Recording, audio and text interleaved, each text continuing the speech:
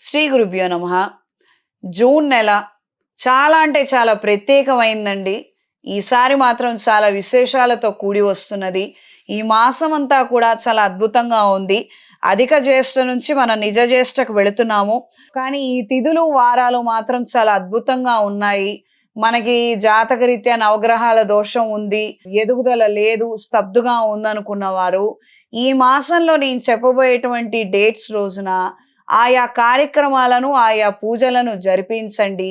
మంచి రిజల్ట్స్ రాబోయే 3 మాసాలలో మీరు పొందుతారు. మొదటిది 7వ తారీఖు జూన్. ఈ రోజున సప్తమి తిథి ఉంది. ధనిష్ట నక్షత్రము, భాను సప్తమి. తర్వాత 13వ తారీఖు శనివారము, త్రయోదశి, కృత్తిక నక్షత్రము.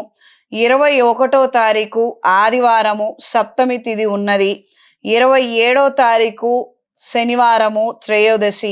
అంటే 2 శని త్రయోదశులు, 2 భాను సప్తమి తిథులు కలిసి వచ్చింది. ఈ 4 రోజుల్ని చక్కగా మనం ఉపయోగించుకున్నట్లయితే అదృష్టం కలిసొస్తుంది. లక్ష్మీదేవి అనుగ్రహాన్ని పొందగలుగుతాము. ఈ జాతకంలో ఉన్నటువంటి దోషాలన్నీ కూడా పోయి మంచి ఫలితాలను మనం పొందుతాము. ఈ అవకాశాన్ని మాత్రం విడిచిపెట్టద్దు.